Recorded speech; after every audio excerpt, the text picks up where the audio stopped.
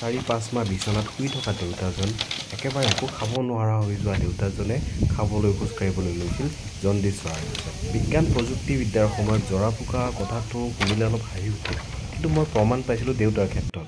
এই যে নীলা চাৰ্ট পৰিধান কৰি আছে সেইজন মোৰ দেউতা। আৰু আমি আহিছোঁ ঝাৰগাঁৱলৈ জণ্ডিছ সাৰিব। এজনী আইতাই ইয়াত জণ্ডিছ সাৰে। দৰং জিলাৰ এখন গাঁও হৈছে ঝাৰগাঁও, আৰু এই ঝাৰগাঁৱতে আইতা এজনীয়ে জণ্ডিছ সাৰে। জণ্ডিছ সাৰিব আহিছোঁ। আজি মই আপোনালোকক দেখুৱাম জণ্ডিছ কেনেকৈ সাৰে। আমি আহিছোঁ ঝাৰগাঁৱত এজনী আইতাৰ ওচৰত জণ্ডিছ সাৰিব, আৰু সেইকাৰণে মোনাত লৈ আহিছোঁ এইবোৰ কচুপাত, মিঠাতেল, তামোল পাণ।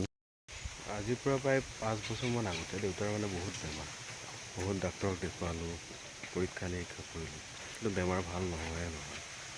তেতিয়া আমি অকণমান জণ্ডিছ হোৱাৰ সন্দেহ কৰিছিলোঁ, আৰু আজি যিজনী আইতাই জণ্ডিছ সাৰিব তেওঁকে 5 বছৰমান আগতে দেউতাক জাৰিব দিছিলোঁ। আৰু মই অন্ধবিশ্বাস মানে কিছুমান কথাত বিশ্বাস নকৰোঁ যদিও মই দেখিছিলোঁ যে জণ্ডিছ ঝাৰাৰ পিছ মুহূৰ্তৰ পৰা দেউতাই নিজেই খোজ কাঢ়িছিলে আৰু খোৱা বোৱা আৰম্ভ কৰি দিছিলে। আৰু তেতিয়াৰ পৰা মাজে মাজে দেউতাৰ জণ্ডিছ উপশম হ'লে আমি আইতাজনীৰ ওচৰত লৈ যাওঁ। দেউতাৰ এনেকুৱা প্ৰায় হৈ থাকে কাৰণ দেউতা এজন ডায়েবেটিছ ৰোগী। ব'লকচোন তেতিয়াহ'লে চাওঁ। পকা ধানৰ মাজে মাজে সৰু সৰু আলি ঐ, সৰু সৰু আলি।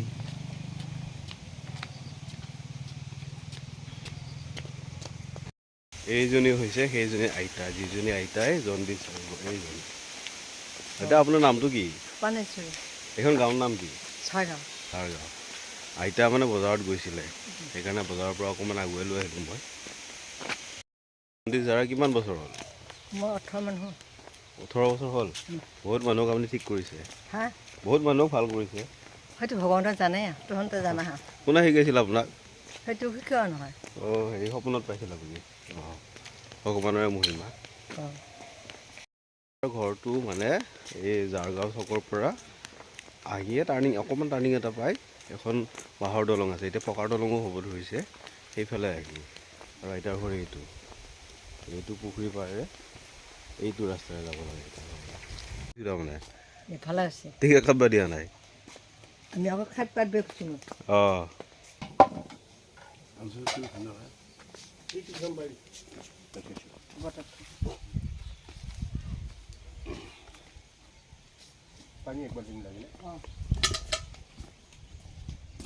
আইতাই বাতি এটাত পানী, মিঠাতেল দি পাৰৰ পাখিৰে মানে কিবা মন্ত্ৰ বুলি লৰাই এনেকৈ জণ্ডিছ সাৰি আছে। আপোনালোকে দেখিব অলপ পিছতেই সেই পানী আৰু মিঠাতেলখিনি মিহলি হৈ এটা হালধীয়া গোটা আকাৰৰ হ'ব, যদিহে মানুহজনৰ গাত জণ্ডিছ থাকে।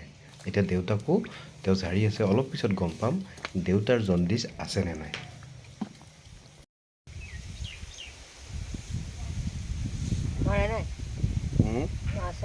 আছেই। আপোনালোকে বাতিলৈ লক্ষ্য কৰিলে দেখিব এয়া পানী আৰু মিঠাতেল লগ হৈ হালধীয়া গোটা হৈ গৈছে, মানে দেউতাৰ পূৰা জণ্ডিছ আছে। আচ্ছা, এতিয়া মেইন কথাটো হ'ল বহুতেই মোক এই জণ্ডিছ জাৰিব অনা বুলি গম পাই গালি পাৰিছে, কৈছে যে আজিৰ দিনৰ ল'ৰা হৈও তই এইবোৰ কাম কৰনে, ইমান অন্ধবিশ্বাসী নে? আচলতে ময়ো অন্ধবিশ্বাসী আছিলোঁ। মই আপোনালোকক কৈছোঁৱেই 5 বছৰৰ আগৰ সেই কাহিনীটো। দেউতাই একেবাৰে খাব পৰা নাছিল, খোজ কাঢ়িব পৰা নাছিল, কিন্তু আইতাজনীয়ে জণ্ডিছ ধৰাৰ পিছ মুহূৰ্ততেই দেউতাই খোজ কাঢ়িবলৈ লৈছিল আৰু খাবলৈ লৈছিল। এতিয়া জাৰা হ'ল যিহেতু আমি বিদায় ল'ম নেকি আইতা? যাওঁ পিছে? ভালে ভালে থাকবি। দে যাওঁ। আৰু দে আহিব নালাগে? নালাগে বোলে।